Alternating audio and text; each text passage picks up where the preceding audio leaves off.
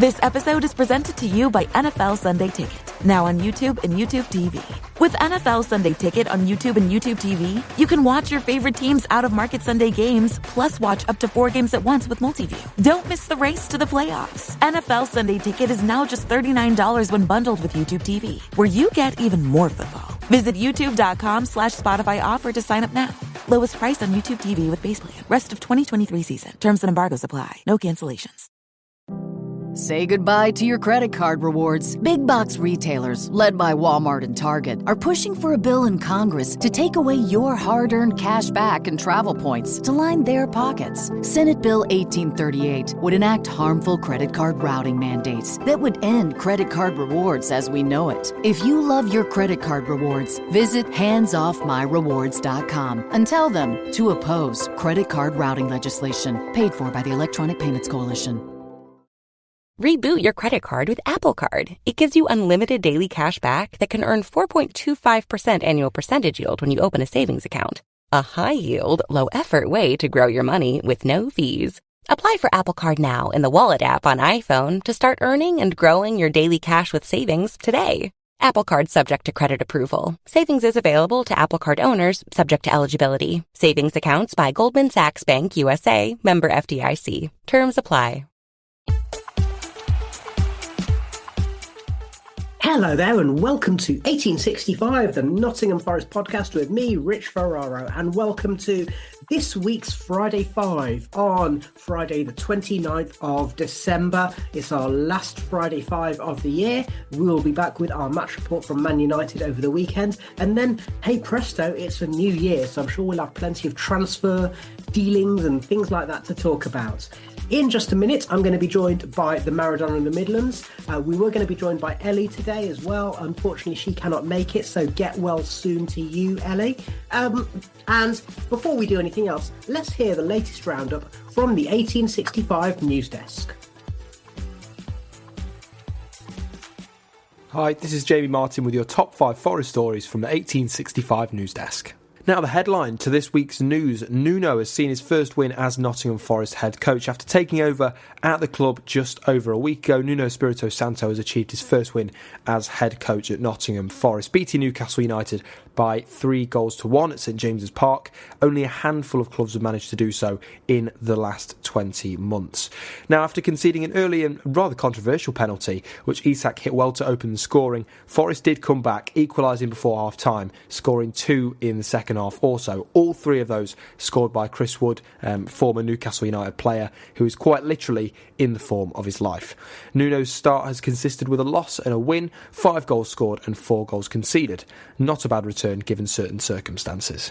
Now, Nottingham Forest have made an official complaint after a disaster class of refereeing during the Forest versus Bournemouth game. Now, Nottingham Forest submitted the complaint to the PGMOL recently, the body in charge of refereeing games in English football, after significant failings during the Reds' loss to Bournemouth last week. In the fixture refereed by Rob Jones, Forest had a defender sent off in Willy Bolly after a second yellow card, one which Howard Webb, head of the PGMOL, said was the wrong decision. Bolly's first yellow was fair, taking his man out completely after running past the halfway line. However, the second yellow was 2 fair tackles, with Adam Smith lunging to convince Jones of a horror tackle. It was the opposite. Bolly missed the Newcastle game through suspension as a result. Following this, Howard Webb called Forest head coach Nuno to apologise for the incident. Nuno responded in a press statement saying that after such a phone call, the club must move forward. Jones was recently the 4th official in Manchester United's win to Aston Villa. No further action as of yet. Now, in other news, club captain Joe Worrall has returned to the Nottingham Forest squad after a ban. After weeks of reported individual training exercises away from the first team, Joe Worrall not only returned to first team training, but also to football on the pitch on match day. Worrall's cameo came in the form of a 90th minute substitution, replacing Anthony Elanga to get his first minutes for over 2 months. The last time that Joe Worrall featured in a Nottingham Forest squad was against Liverpool in late October. Since then, it was noted that his relationship with former boss Steve Cooper has significantly broken down. Nuno has given Worrall a second chance, it seems. Now, some squad news for the Manchester United game. Ibrahim Sangare will miss the game against Man United through suspension. After only recently returning to first-team training and football after a stint with a groin-related injury, Ibrahim Sangare has found himself suspended for Nottingham Forest's clash against Manchester United this weekend. The reason for Sangare's suspension was due to being penalised with his 5th yellow card of the season, which means, by the rules, he has to miss a game through means of a yellow card suspension, having surpassed the threshold of yellow cards allowed within 32 games. Sangare signed for Nottingham Forest in a deal believed to be worth over $30 million in the summer from Eredivisie side PSV Eindhoven. To date, he has 11 appearances in the Garibaldi Red. And lastly, Gustavo Scarpa heads back to Brazil after unfortunate Forest move. Arriving with much promise, Gustavo Scarpa was once tipped to shine in the Garibaldi Red, but instead found himself struggling for game time and loaned out, with the player and club now agreeing to a permanent exit. After nearly a year at Nottingham Forest, arriving for free from Palmeiras last January, Scarpa made just 6 appearances for Forest before being loaned to Olympiacos in the summer. Despite his accolades in Brazil and hope of a Premier League revolution, Scarpa joins Atletico Mineiro in January back in his homeland for a fee of £5 million. A sad end to a story with lots of hope, but financially a beneficial deal for all sides. Now that's the latest from the 1865 news desk. I'm Jamie Martin. Be sure to catch up with me on social media via @I'mJamieMartin on Twitter, or as it's known now, X. Updates on Nottingham Forest related news throughout the week. Take care and Happy New Year. Thank you very much to Jamie, and we hope that you feel better soon. Obviously, you've got a little bit of a sore throat there, so do get better soon, Jamie. Maradona, the Midlands. Let's go through some of those stories in turn. And the first thing that we heard Jamie talking about, rather, is just to go back over the Newcastle victory, which was a fine moment for Nuno Espirito Santo in only his 2nd game in charge. Yep, completely unexpected. Could describe it as a Christmas miracle, I suppose. A Chris Wood miracle. Chris Wood miracle, the miracle of Chris Wood turning into Lionel Messi. Mm-hmm. You know what he wished for over Christmas, don't we? Oh, wow, quite. Yeah. So an absolute bonus and a late Christmas present and all those sorts of things. Yeah, and leaving aside all the assorted cliches, just something that I would ask you. I mean, we did discuss it. If you want to go back, listeners, and catch our match report, then George and I had a good old chat about the game, and we did come to the conclusion that it's a good time to be playing Newcastle, although their problems aren't our problems, as it were. We saw players coming in who maybe hadn't played much, most notably Montiel, in my opinion, and it worked out. And crucially, it showed signs that firstly, there was a game plan in place. Not to say that Cooper didn't have a game plan, but this one really ruthlessly exploited Newcastle's failings.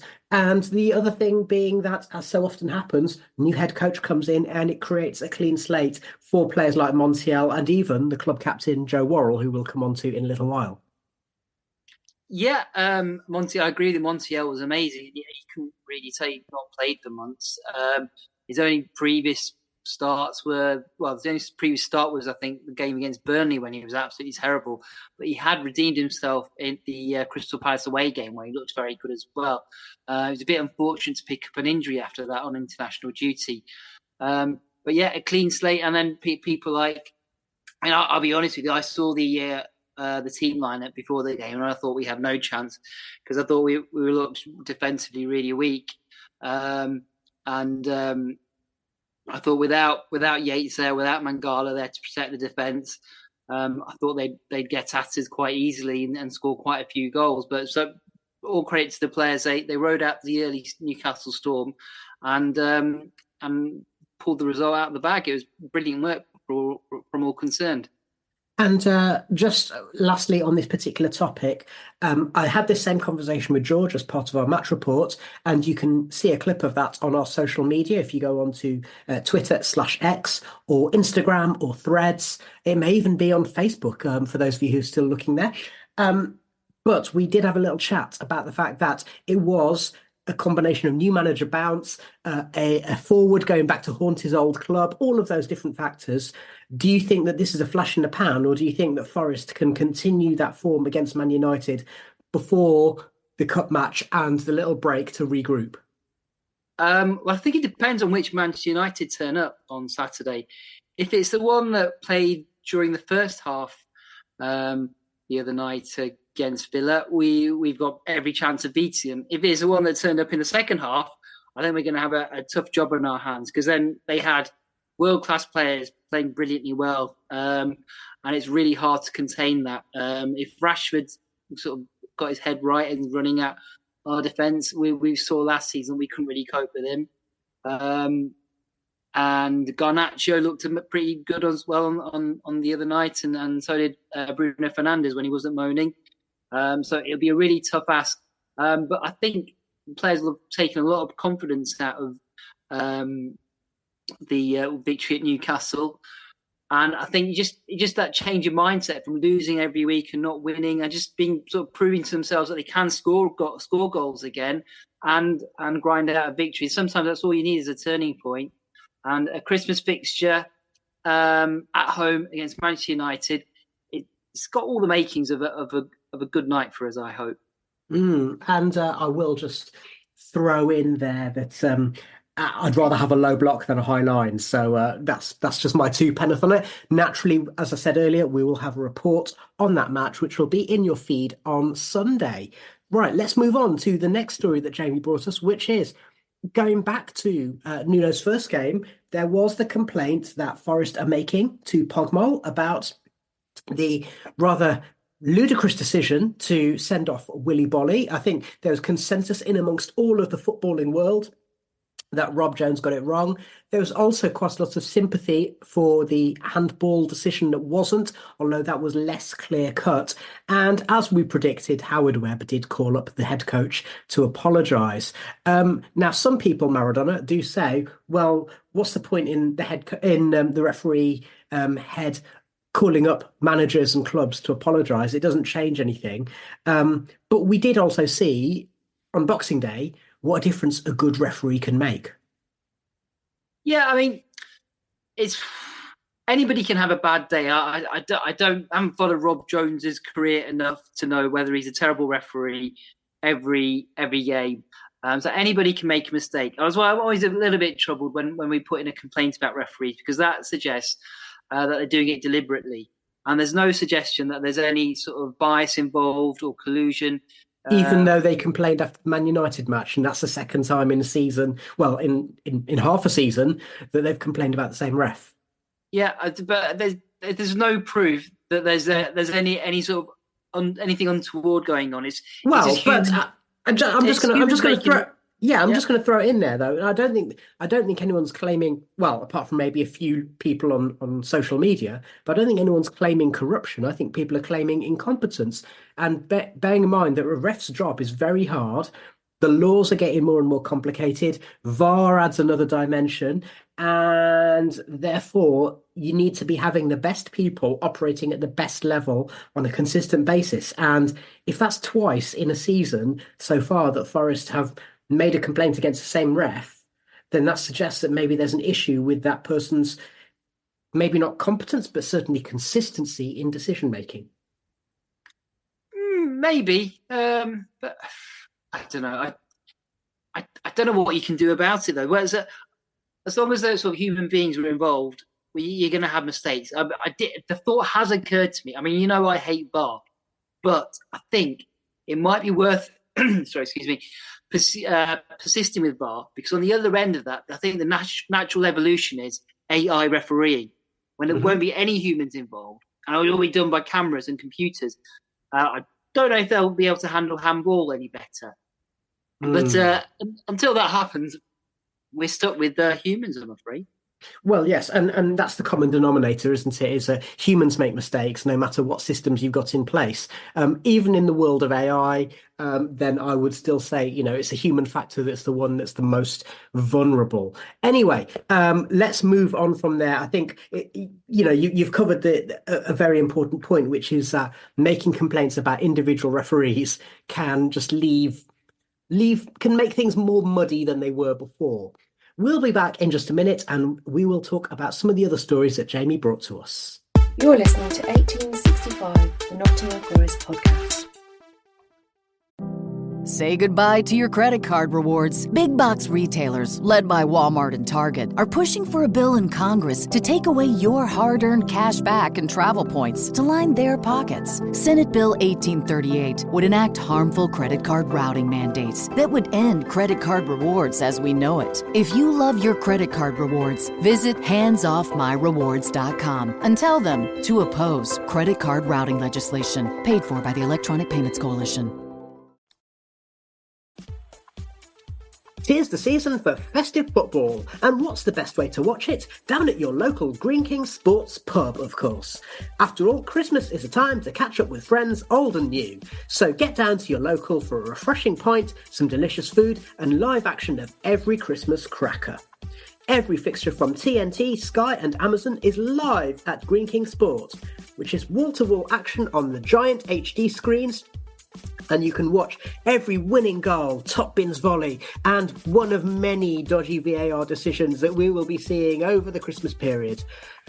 Download the Green King Sport app and you will receive 10% off drinks every single time there's sport on the telly. And what's more, you'll be supporting us here at 1865, the Nottingham Forest podcast. Now it's back to the Friday Five.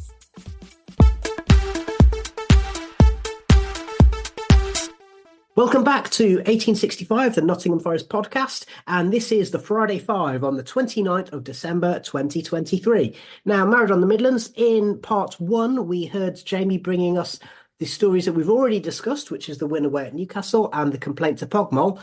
And the next two stories are ones that are relevant to what we've talked about already. Firstly, the return of Joe Worrall. Were you surprised to see him on the bench and making an appearance as a sub against Newcastle? Not particularly. I think as soon as Steve Cooper left, I suppose that problem that they had with selecting him has disappeared. I don't know for certain what happened between him and Steve Cooper. It appears to be some sort of falling out. And the manager, in that case, has to assert his authority on the club and the dressing room. And unfortunately, that's always going to be the case. You see a more high-profile version of that at Manchester United with Jadon Sancho.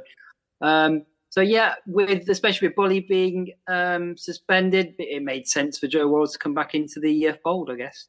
And do you see a future for him at Forest, or do you reckon it's just a case of Nuno having a quick look, taking the opportunity to play stoppage time with a back five just to see what that looks like with the pressure off, and you know, who knows what's going to happen in January? I mean, Nuno himself has said the squad is too big. There will be changes, but he needs to look at everyone first.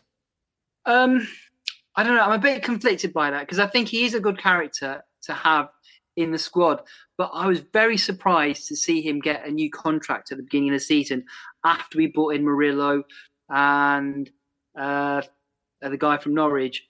So on top of, we had so many centre halves in the club, I couldn't see where he would fit in. So unless one or two of the older players start leaving, like Bolly and Felipe, to open up more space for him, I wouldn't be surprised to see him leave the club, really, because I can't see him being a starting centre back. And of course, you know, your status as club captain doesn't count for much if there's better players ahead of you in the pecking order, I guess. And just going on those lines, I mean, I guess the consensus seems to be that new contract for Worrall was to safeguard his value and prevent the kind of situation that Scott McKenna's in now, where McKenna's in the last year of his contract. It makes sense for the club to sell him in January to get some fee back for him, and to prevent that contract running down. So that's, I'm assuming, why Worrall was given that new deal, plus the fact that he's got that status as the club captain.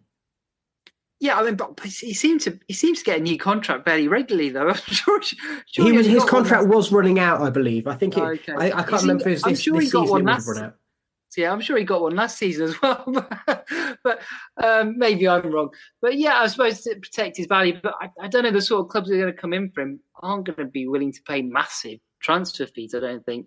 I think the only way we were going to get a big fee for him was when Sean Dyche was manager of Burnley, and he was willing to pay a load of money because he was perfect for Burnley. Maybe he could go to Everton, but they're a bit skint. So I don't know if Championship clubs are going to be able to fork out. Well, the latest news that I read just before we came on air and after Jamie had sent us his news bulletin is apparently there's a rumour that West Ham might be interested. So who knows? Who knows? That's So interesting. yeah, let's move on from there and let's talk about Sangare. He came into the team. I had my theory that this was Nuno's chance to not only shake up the team selection, but also to have a look at some of those players who maybe have been on the periphery. And in addition to that, to rest some of the others who we're going to need when AFCON comes around. So he gave Mangala a chance to have a rest, for example. Now, Sangare came in. He had what I think is probably the best performance I've seen from him in a red shirt. But he also picked up his 5th yellow card of the season. So he will miss that match against Man United tomorrow. So any thoughts on Sangare's worth and his value as a Forest player? Well, I think when he came in, the thought was that he was a sort of a missing piece of the jigsaw type of player to sort of propel us to go forwards. But there were sort of scouting reports around, articles around at the time that sort of highlighted some of his deficiencies as a player. And I think we've seen those now. I remember watching, just before he signed for us, watched PSV play against Rangers, and you saw the best and the worst of him on that night. He gave the ball away on the edge of his box, straight to Rangers, and they went on and scored. But then he scored a brilliant goal as well at the other end. So it's just that he's missing that sort of level of consistency that's required for the very top players. He can be an invaluable squad member for us, and he does offer that sort of bit of quality when he's on his game. But when he's not on his game, we've seen that he can be a liability as well. But I'll say, do you think his selection the other day was knowing that he's going to be going to AFCON and therefore we're going to need the Mangalas and Danilos and Yateses to be able to be fit to fill the midfield berths? Yeah, a little bit. I think the fact that they played sort of 90 minutes with 70 minutes with 10 men would have been a factor as well. And obviously, I think he wants to have a look at him as well in match action. So all those things combined, I think, made him a pretty obvious choice for that match, I think. And just quickly, I mean, we've seen Mangala be arguably Forest's best player this season. He's looked really at home playing in that sort of midfield pivot role. He's always willing to receive the ball, which is something I really like, particularly with midfielders. Always willing to receive the ball and to act as that extra layer, I suppose. Now, if we're going to 4-2-3-1, I guess it does open up the possibility that Mangala and Sangare could play together. But do you think Mangala's form has partly been because of adding Ibrahim Sangare to the squad? No, I think we started to see the best of him towards the end of last season as well. And so I think it just took a bit of time for him to sort of get used to playing in the Premier League and the pace of it and everything. The first few months of last season, remember him and Awoniyi were both struggling, but it was a big change sort of coming into the Premier League and into a new team in the Premier League where everybody was sort of getting to know each other. But he's gradually improved all the way through last season, and he's continued that improvement this season. And there's no reason why he shouldn't be a good player. He's got good technique, he's strong, and he can pass the ball around as well. So yeah, he's got everything that's required to be a central midfielder in the Premier League. And that potentially could be the success story that Ibrahim Sangare looks to. Nico Dominguez, another one, started off really well in his first few matches, went off the boil. He came on as a sub the other day, and fingers crossed he can contribute something over the next few months, don't you think?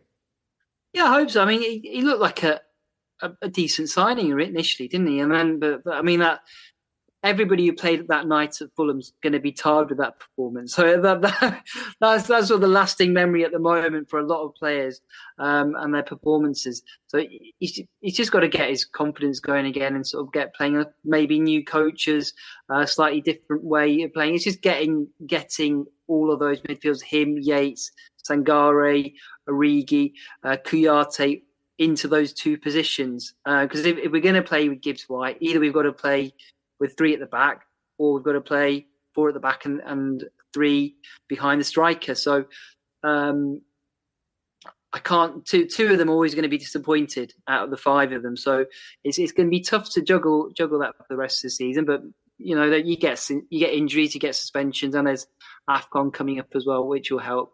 But yeah, there's every chance for him still to be a really valuable member of the squad.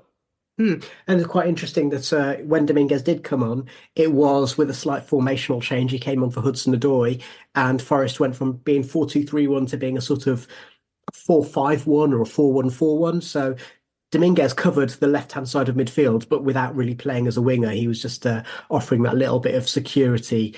Anyway, right, let's move on to the final story that Jamie brought us, and that is Gustavo Scarpa. A year after joining us, well, he's gone back to Brazil. And in many ways, I think it's a bit of a shame. Yes, he was very, very charismatic, a great guy. He seemed to be, someone who the fans could easily engage with, but someone who had clearly had great talent, but couldn't really realise it in the Premier League, could he? We were in a big scrap, and he wasn't necessarily the player for a scrap last season, was he? Yeah, I mean, I thought he was starting to impress when he sort of dropped out of the team. I remember I was at I think it was a Crystal Palace game, and the immediate assumption was that because he came from Brazil and he's a slight figure, he'll find it tough in the Premier League to sort of scrap and do those sort of things and work hard. But he was getting his foot in, he was tackling, he was working hard. So I was really surprised when he dropped out of the team after that. I think the major problem was that there's only one position in the team where he could play, and that was a Gibbs White position. Steve Cooper wouldn't have been willing to sort of risk both of them, I don't think, in the midfield, because we were so defensively poor at the beginning of last season. We had to make it more of a difficult prospect for the opposition to play against. So he was never going to get that chance in the team with Gibbs White. And because Gibbs White was playing so well, he really didn't get a chance. The surprise is that he hasn't played more in Greece, because that is a lower level of football. But again, I think they've got a number of sort of creative number 10 style midfielders. Carvalho's there for one as well. So I think I saw both of them one catch the odd European game this season against West Ham. I think both of them are sitting there on the bench. But yeah, it's a shame, because to be the player of the season in Brazil, it obviously takes some ability and some talent. It's just maybe a victim of our inconsistent recruitment policy again, where there's no joined up thinking between the coach and the recruitment team, asking whether he actually needs a player like that, not before bringing him in. Yeah, I was going to go straight on to that. I mean, it was clear that he wasn't a Cooper signing, wasn't it? And I think that's something whereby Cooper says he wants the right kind of characters. And Baz has joked, and I think you've joked in the past as well, that seeing someone who's going around skateboarding and all of that kind of stuff, like as a coach, you're kind of going, no, that's a broken ankle waiting to happen, and so on and so forth. Worth pointing out though that Scarpa did have a significant role to play in the dressing room, because obviously he was translating for the Danilos and Felipes of this world. So, that's not worth paying someone lots and lots of money to come and play football for, though, is it? No, I think you can get cheaper translators. Yeah, I think. And now, of course, Nuno speaks Portuguese. He's Portuguese speaking anyway. So I think that solves that problem. Just worth pointing out that Scarpa has gone for what's assumed to be between £4 and £5 million, depending upon which stories you read. That means that we're making profit on a player who we signed for nothing, doesn't it? It does, yeah. Obviously, we've spent a lot of money on his wages in that time, but yeah, in sort of black and white transfer fees, we made a profit, which all helps with FFP, I guess. And last thing on this particular topic is it's a broader conversation, and one that I think we might well come back to when we have our roundup of the year. But the whole thing about Forest's transfer policy over the last few years, we've seen a huge volume of players in and out. Now, because Scarpa is a character and he is quite happy to do interviews and everything, we know that when he moved over to Nottingham, he moved over with his heavily pregnant wife, who didn't speak fluent English. So it's a big move for her. Baby Scarpa was born in Nottingham, and then not long after that, he lost his place in the team, and then he was sent over to Greece, and now he's being sent back to Brazil. just on a human level, there's something there that doesn't quite sit right with me. How do you feel, Maradona? I don't know. There are plenty of people have to move around for their work, and it's not, they don't make it anywhere near as much money or have anywhere little work to do as a footballer. So I don't have that much sympathy for him, to be honest with you. It's not like he's been sent to Qatar to make a football stadium. I'm getting paid $10 a week. Well, yes, and nor has he gone to Saudi to earn millions of pounds and try and claim that he's doing it as an ambassador for LGBTQ plus people. Hey, Jordan. Anyway, that's a whole other topic of conversation. I'm going to say thank you very much to Jamie Martin for providing us with the 1865 News Roundup. I'm going to say thank you to the Maradona Midlands, and once again, get well soon to Ellie. We will be back in your podcast feed on Sunday when we will have a report on Forest's home game against Manchester United. We hope you're enjoying your Betwixtmas and say thank you very much for listening to 1865.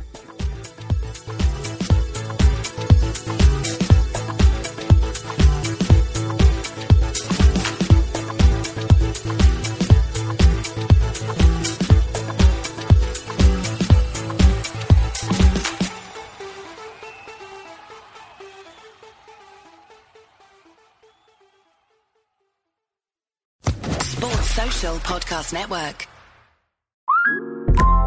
We get our weekly groceries delivered through Instacart because once football season starts, game time is family time. I can get everything my family needs for the week, from reliable staples to specialty ingredients, all delivered right to my door in as fast as 1 hour.